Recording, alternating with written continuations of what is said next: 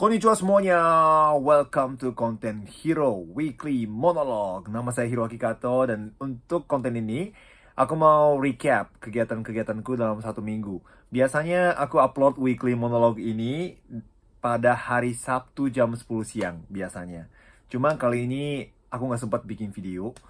Jadi hari ini tanggal 11 Juni 2023 dan aku habis manggung di IO Mall Tanjung Barat untuk first anniversary IO Mall Tanjung Barat.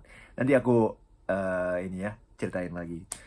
Oke, mari kita recap dari tanggal 3. Tanggal 3 Juni, tanggal 4 Juni, hari Sabtu dan hari Minggu.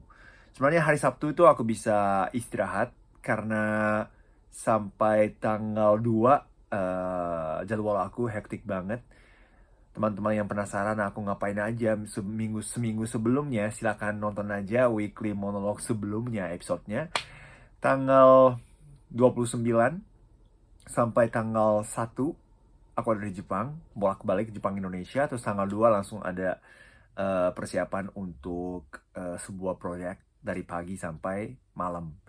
Jadi tanggal 3 aku istirahat sebentar dan tanggal 4 aku ketemu Jeff Lowe. Kalian tahu Jeff Lowe?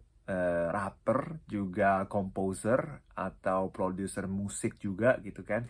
Jadi aku ketemu sama Jeff Lowe di sebuah studio yang ada di Rempoa, namanya Backbeat Studio. Sebenarnya Backbeat Studio itu salah satu ownernya adalah temanku. Jadi aku lumayan sering pakai studio ini juga, dan ternyata Jeff Lowe juga milih studio Backbeat untuk bikin sebuah proyek. Dan proyek ini adalah untuk bikin lagu Asian Games. Loh, kalian masih ingat Asian Games?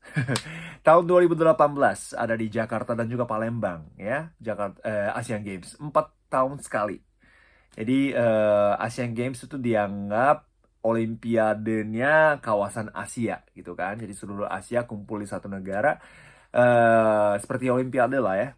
Dan tahun 2018 itu memang hype banget. Dia aku juga salah satu momen terbaik selama hampir 10 tahun aku ada di Indonesia. Tahun 2018 adalah sebuah momen yang sangat berharga buat aku juga. Karena waktu itu aku nyanyi lagu theme song Meraih Bintang dan juga Bright as the Sun versi Jepang. Aku mewakili negara Jepang dan nyanyi theme song dalam bahasa Jepang. Seru banget sih aku bisa nyanyi di opening Asian Games 2018 di Palembang. Karena di Jakarta kan gede banget ya acara opening ceremony-nya. Dan ada juga di Palembang, dan di situ aku tampil juga. Selain aku ada beberapa artis Korea dan juga artis dari Indonesia juga ada juga di situ, tapi aku lupa siapa yang tampil. Pokoknya aku nyanyi sebagai penutup opening Asian Games di Palembang. Dan selain itu juga aku beberapa kali nyanyi di venue di Jakarta juga. Dan setelah Asian Games 2018, ada juga Asian Para Games 2018. Di situ aku nyanyi lagi theme song dari Asian Para Games 2018 versi bahasa Jepang. Dan aku sempat nyanyi juga di pertandingan basket kursi roda. Final Jepang versus Iran. Dan untuk halftime show, aku nyanyi lagu theme song Asian Para Games 2018. Itu juga momen yang terbaik di dalam tahun 2018. Nah, 2018 berarti 4 tahun sekali. Seharusnya 2022 ada Asian Games. Di mana ya? Asian Games di Hangzhou 2022.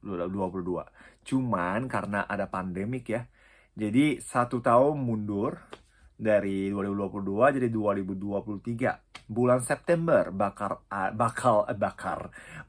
ada Asian Games di Hangzhou. Nah, Asian Games itu kalau untuk opening atau kalau untuk seremoni biasanya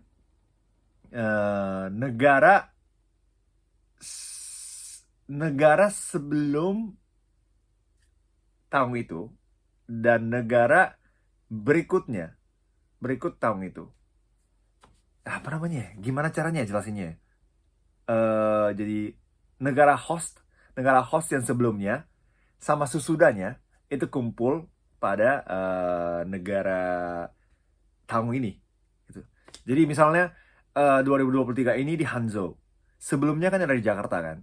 Jadi pasti ada kontingen dan juga pengisi acara dari Jakarta juga untuk Hangzhou. Dan ada juga 2026 seharusnya 2026 Asian Games itu bakal dari Aichi, Jepang. Jadi kontingen dari Aichi atau pengisi acara dari Aichi juga datang ke Hangzhou biasanya. Jadi dari Jakarta ada, dari Hangzhou tentu saja ada, dan juga ada dari Aichi biasanya ya. Jadi 3 negara itu kan kita kerjasama untuk bikin seremoni atau opening gitu. Biasanya ya kayak gitu.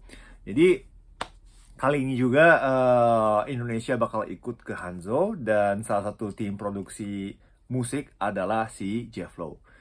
Dan Jefflo sangat berterima kasih kepada Jefflo yang udah ajak aku untuk terlibat di dalam proyek ini.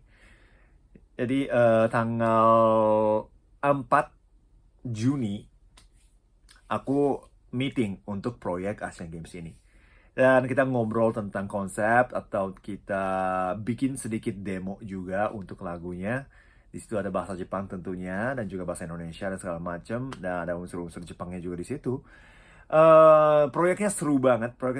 Aku nggak bisa jelasin detailnya, cuma lagunya sangat menarik sekali dan juga orang-orang yang bakal bekerja sama juga sangat seru dan asik.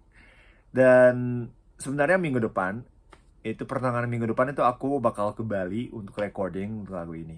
Wah, mewah sekali ya proyeknya ya. Aku ada di Jakarta tapi mereka ada di Bali gitu. Jadi kita di studio Bali recording sekaligus ambil videonya juga gitu ya. Jadi minggu depan tuh 3 hari atau 4 hari ya? 3 hari atau 4 hari aku di Bali. Gitu. Jadi persiapan untuk proyek Asian Games, aku ketemu sama Jefflo tanggal 4. Dan tanggal 5 ada lunch meeting sama teman aku, orang Jepang. Dan dia itu lagi ngobrol tentang, dia lagi terima job, terima job konsultan ya. Terima job konsultan tentang gimana caranya menyebar lagu city pop lagi di Indonesia. Wah, ini soal musik nih. Jadi beberapa tahun belakangan ini tiba-tiba city pop sangat viral di seluruh dunia kan, termasuk di Indonesia. Nah sebenarnya yang memicu viral di dunia untuk city pop itu adalah Indonesia. Banyak yang bilang begitu. Karena seorang penyanyi YouTube namanya Rainich yang cover beberapa lagu city pop dan langsung dari situ langsung boom di seluruh dunia gitu kan. Jadi pasar musik Jepang itu menemukan peluangnya untuk Indonesia.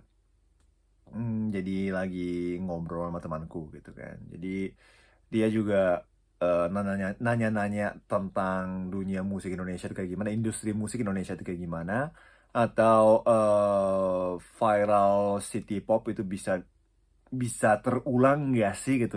Kita kita bisa bikin lagi nggak sih, atau kita bisa bikin lebih hype lagi nggak sih untuk city pop gitu kan.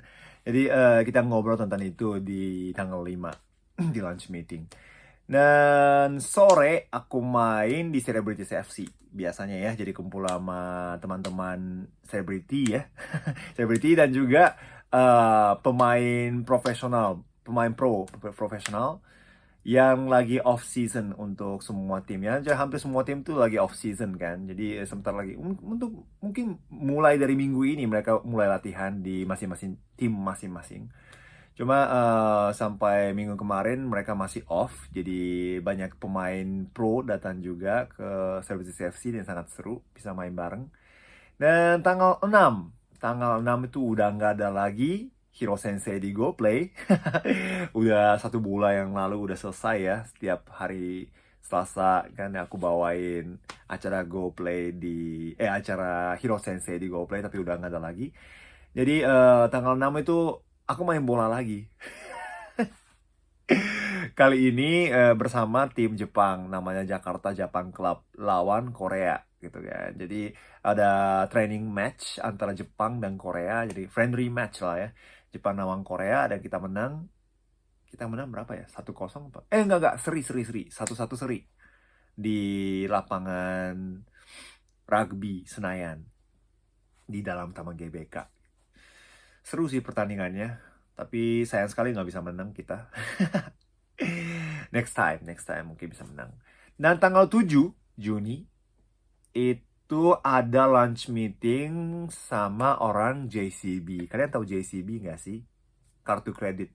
Di sini yang terkenal tuh pasti Visa atau Mastercard kan. Kalau untuk credit card, Visa atau Master. Tapi ada satu lagi dari Jepang credit card bernama JCB. JCB gitu kan. Jadi aku ketemu sama orangnya, terus ngobrol sama teman-teman JCB kemarin. Emang dari dulu beberapa kali aku pernah tampil di acara JCB, launching kartu kredit baru bersama kalau misalnya BCA atau kemana apa ya, BCA, BNI, sama Megabank, sama apa lagi ya? Ya pokoknya ada beberapa bank yang bekerja sama dengan JCB dan setiap kali mereka bekerja sama bank selalu ada acara launching kartu kredit baru. Dan di situ aku kadang-kadang bertugas sebagai MC atau pengisi acara untuk nyanyi sebagai guest juga gitu kan. Jadi ketemu sama orang JCB untuk bahas proyek yang kita bisa bekerja sama untuk masa depan. Karena mereka itu lagi bikin promosi bernama Sugoi Japan. Jadi banyak orang yang sudah mau berangkat ke Jepang lagi kan. Karena setelah pandemi banyak orang yang terpaksa ya membatalkan berangkat ke Jepang. Sekarang udah bisa semuanya. Jadi kemarin pas waktu musim sakura atau musim lebaran di sini kan banyak banget yang berangkat ke Jepang. Dan JCB lagi bikin promo gede-gedean, gede banget sih promonya memang. Jadi kalau punya JCB yang dibuat di Indonesia, bukan JCB Jepang tapi JCB Indonesia, banyak store, banyak restoran itu kita bisa dapat diskon dari JCB Card. Jadi teman-teman yang sering berangkat ke Jepang, jalan-jalan ke Jepang, kalau nggak punya JCB bakal rugi kayaknya. Kayaknya ya, kalau aku baca-baca pamflet brosur yang mereka bikin kemarin, banyak banget diskonnya emang. Hampir seluruh restoran atau seluruh department store segala macam kalau pakai JCB ada diskonnya. Nah, segitu gedenya diskonnya. Jadi mereka itu benar-benar fokus untuk dapat marketing share dari Indonesia. Hebat sih mereka sih. Ya, jadi semoga aku bisa bekerja sama dengan JCB juga karena ini dari Jepang ya. Jadi semoga aku bisa terlibat di dalam proyeknya lah. Belum deal sih. Semoga bisa lah ya. Oke, dan habis ketemu sama orang JCB, habis itu di malam dinner bersama City Corp. Kalian tahu City Corp kan? Yang punya Trans TV, punya Trans 7, punya Megabank, punya Coffee Bean, punya 31 Ice Cream, punya Trans Studio, punya apa lagi ya? Pokoknya banyak banget kan mereka punya. City Corp, Hairul Tanjung lah. Jadi ternyata aku juga baru tahu. Ternyata sekarang ada 8 orang Jepang itu bekerja di dalam City Corp. Aku nggak tahu loh, kurang tahu. Aku cuma taunya 2 orang teman saya itu gabung ke City Corp. Mereka berdua orang Jepang itu dulu punya Beautynesia namanya. Kalian pernah dengar nggak Beautynesia? Itu sebuah aplikasi atau sebuah website tentang kecantikan. Jadi mereka bagi-bagi informasi tentang kecantikannya. Dan dulu mereka bikin Beautynesia, terus City Corp mengakuisisi Beautynesia. Jadi Beautynesia masuk ke City Corp. Jadi 2 orang teman saya itu memang ada di dalam City Corp. Cuma selain mereka berdua, ada 8 orang lagi yang dari perusahaan Jepang yang masuk ke City Corp.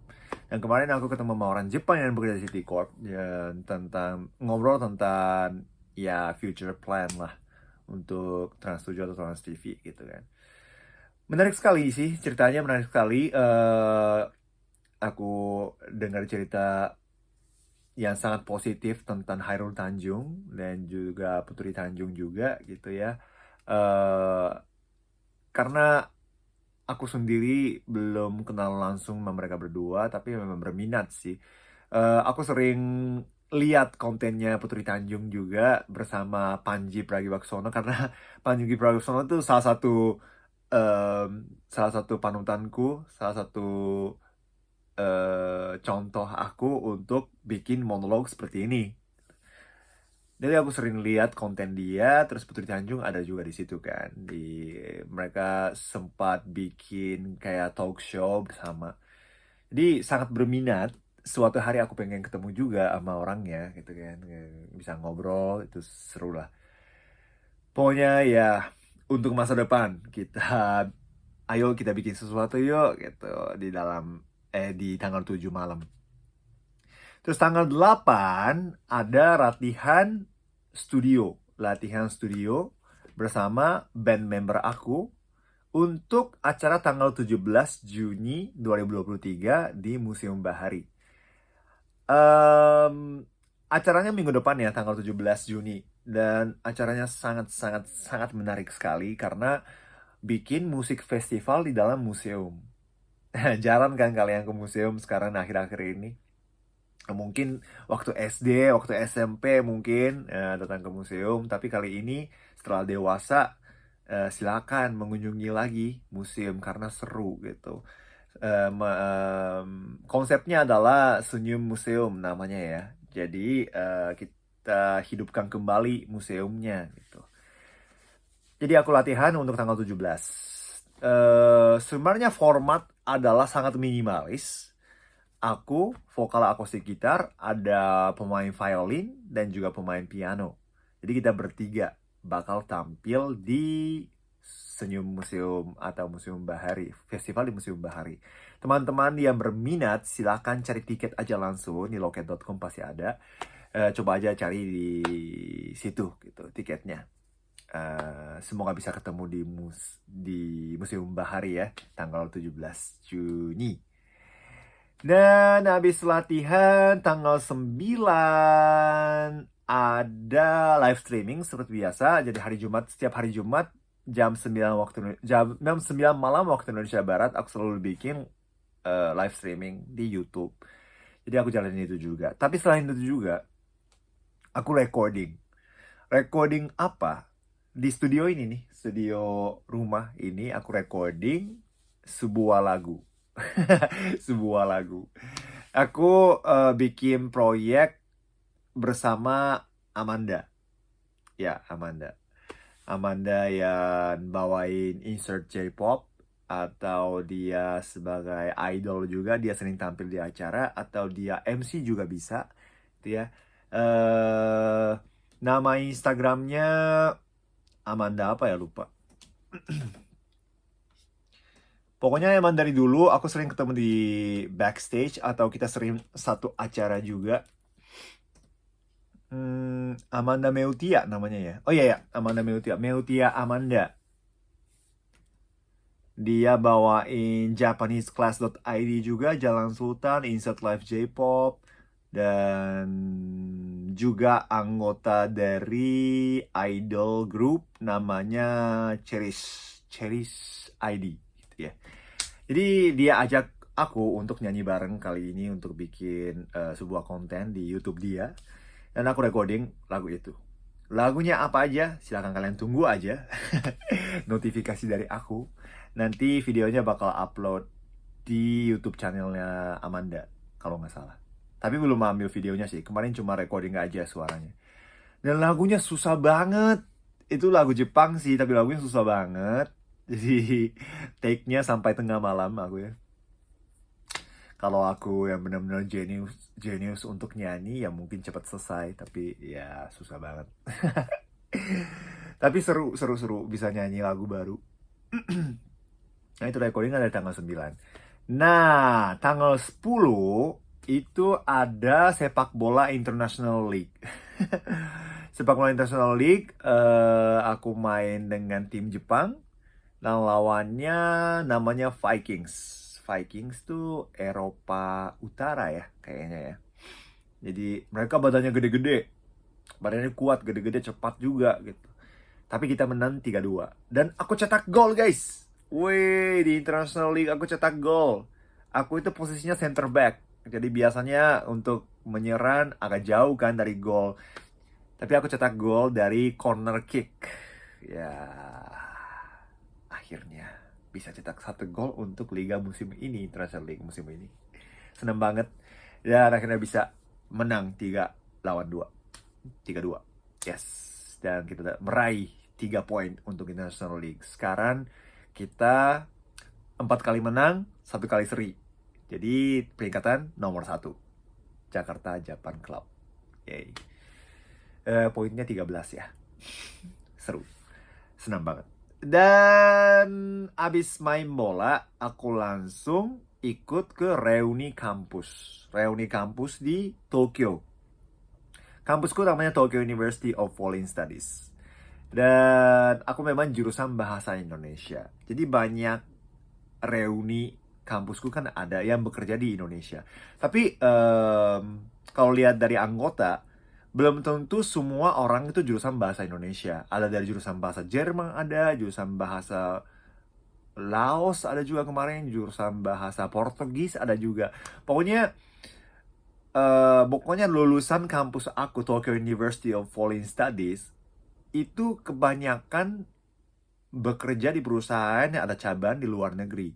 Dan sering banget lulusan Tokyo University of Foreign Studies itu dikirim ke luar negeri. Salah satu temanku junior klub sepak bola di kampus aku itu sekarang bekerja di Jakarta. Dia adalah CEO ASICS, sepatu ASICS, kalian tahu kan? Dia CEO ASICS, tapi sebelum dia datang ke Jakarta, dia bekerja di Brazil. Dia bekerja di Brazil 3 atau 4 tahun ya. Dia bekerja di sana, terus balik ke Jepang dulu sebentar, dan dikirim ke Jakarta lagi. Memang kayak gitu tuh banyak banget. Dia itu jurusan bahasa Portugis. Jadi negara pertama yang dia tinggal itu Brazil, karena pakai bahasa Portugis, ya bahasa yang dia pelajari di kampus. Tapi setelah habis dari Brazil, balik ke Jepang, terus dikirim ke Indonesia. Dan dia kan sama sekali nggak tahu tentang bahasa Indonesia ya. Tentang Indonesia dia tahu, tapi bahasa Indonesia nggak ngerti dia. Tapi dia sangat berbakat, jadi dia belajar bahasa Indonesia dari nol. Sekarang lumayan dia. Kalau misalnya ada acara ASICS kan bikin acara banyak banget kan.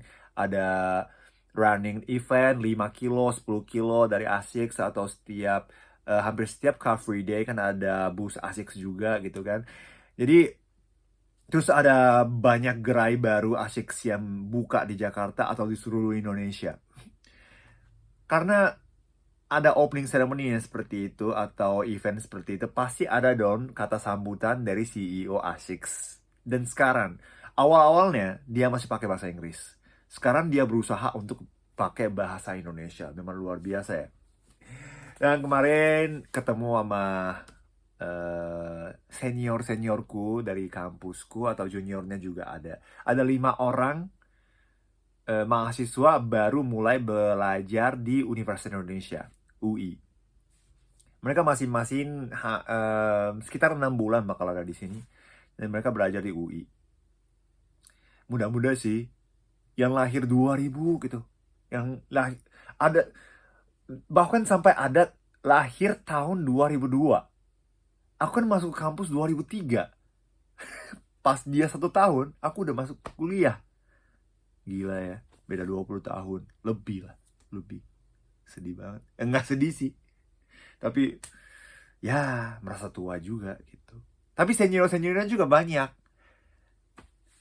Ya, ada yang lulus tahun 1983. Itu tahun kelahiranku. Jadi pas aku lahir, mereka udah lulus juga gitu. mereka seniorku. Aku sangat respect. Ada yang udah 30 tahun tinggal di Indonesia, ada yang 20 tahun tinggal di Indonesia, senior-seniorku. Aku masih belum nyampe 10 tahun. Masih harus belajar banyak sih di sini ya. Ya betul. Oke, dan tanggal 10 kayak gitu, reuni tanggal 11 hari ini ada IOM Mall event first anniversary untuk IOM Mall Tanjung Barat. Udah gerai kelima IOM Mall di Jakarta. Ini first anniversary. Aku senang sekali sih ada supermarket Jepang yang sangat sukses di Indonesia juga gitu. Sangat dicintai sama masyarakat Indonesia. Terutama supermarket di Ion kan selalu rame banget, selalu rame banget. Karena susinya enak satu ya. Susinya enak dan murah menurutku ya. Kualitasnya bagus, enak. Dan untuk supermarketnya serba ada ya. Bumbu-bumbu Jepangnya juga ada, dari impor ada juga gitu kan. Jadi ya wajar sih banyak orang pergi ke supermarket Ion terus belanja gitu. Tapi kali ini first anniversary, tapi aku ini pertama kali ke Ion Mall Tanjung Barat. Aku nggak tahu skala Ion Mall Tanjung Barat itu kayak gimana gitu. Kalau dibanding BSD atau dibanding mall-mall lain ya sedikit kecil ya Tanjung Barat itu. Tapi sangat compact dan ada banyak restoran Jepang yang nyentrik juga. Jadi seru banget sih Tanjung Barat. Aku suka. Bahkan aku sekarang tinggal di Tangsel ya. Dari Tangsel ke Tanjung Barat lumayan dekat. Kalau pakai tol langsung tadi 20 menit atau 25 menit ya. Udah nyampe gitu. Jadi mungkin untuk kedepannya aku bakal ke sana juga. Mungkin kalau dari sini pergi ke IOM Mall BSD City sama IOM Mall Tanjung Barat tuh kayaknya nggak ada bedanya deh durasinya. Jadi salah satu pilihan untuk kita belanja gitu kan ya, Tanjung Barat. Tadi live-nya seru banget. First anniversary, banyak yang nonton, banyak yang berhenti untuk dengerin lagu-lagu aku. Setiap kali aku nyanyi di mall, shopping mall, itu selalu aku berusaha memperkenalkan diri, dan memperkenalkan lagu-laguku juga. Karena ada juga sih fanbase aku Superheroes. Terima kasih banyak. Baris pertama itu selalu ada Superheroes. Itu support system aku banget. Jadi kalau ada mereka aman gitu. Secara mental sangat terbantu ada mereka di baris pertama. Nah, ada Superheroes memang iya.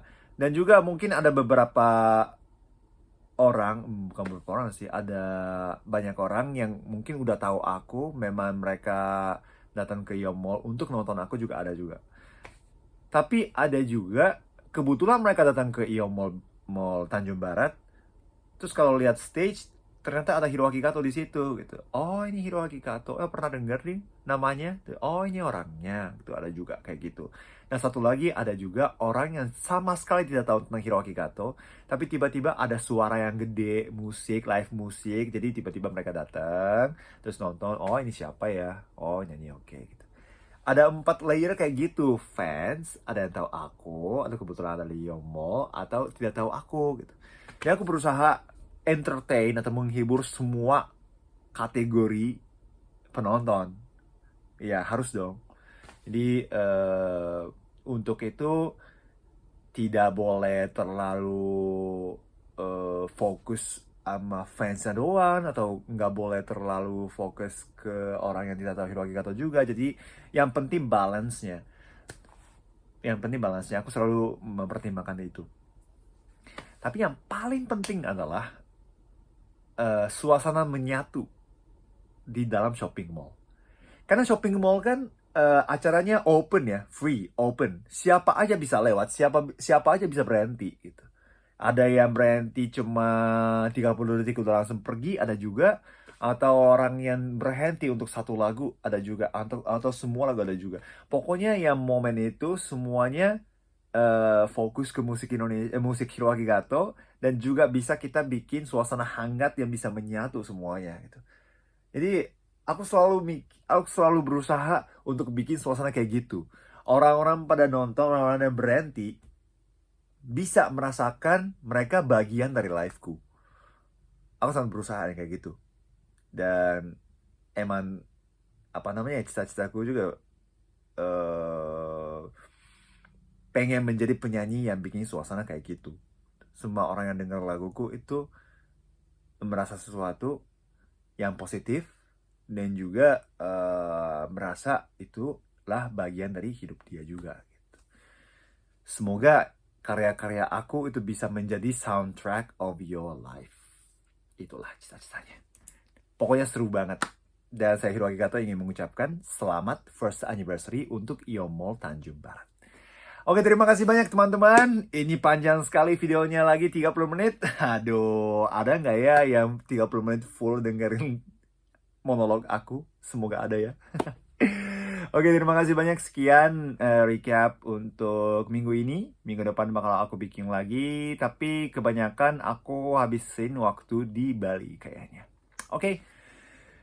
Terima kasih teman-teman udah ikutin. Jangan lupa subscribe, like, atau komen. Kalau ada kesan, pertanyaan, silahkan nulis di komen. Itu sangat membantu untuk membangkit aku untuk bikin lagi kontennya.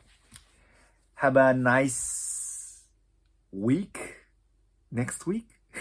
Karena weekend udah selesai ya. Semangat ya untuk minggu yang baru. Hai, sampai bertemu lagi di next content. Nama saya Hiroaki Kato. Mata nih.